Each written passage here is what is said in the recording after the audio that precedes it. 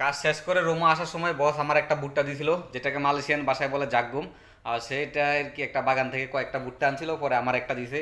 সে বলতেছে এটা কাঁচা খাওয়ার জন্য। কন্ত এটা কাঁচা কীভাবে খায়? আমি কখনো কাঁচা কাঁচা খাই নাই। সে বলতেছে এটা পুরো অর্গানিক, একবার পিওর আর কি।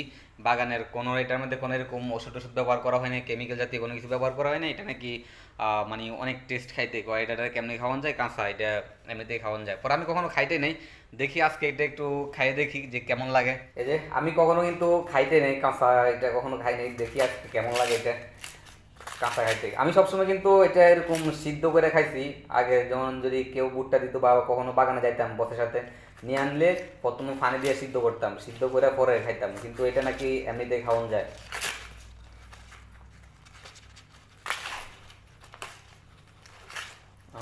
অসাধারণ কিন্তু। আহ, চুল।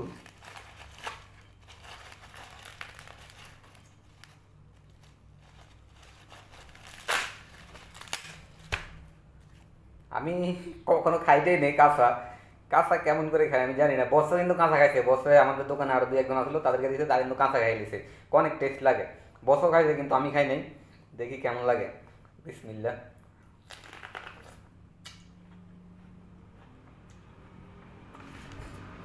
ও সত্যি অসাধারণ লাগে। মনে করেন যে কি বলবো, অনেক টেস্ট। আমি জীবনে প্রথম এরকম কাঁচা ভুট্টা খাইছি। আর এরকম বসে দিয়েছে যে কাঁচা ভুট্টাই প্রথম খাইছি, কখনো কিন্তু এরকম খাই নাই। কিন্তু আমি জানি না কখনো যে কাঁচা ভুট্টা এরকম টেস্ট লাগে।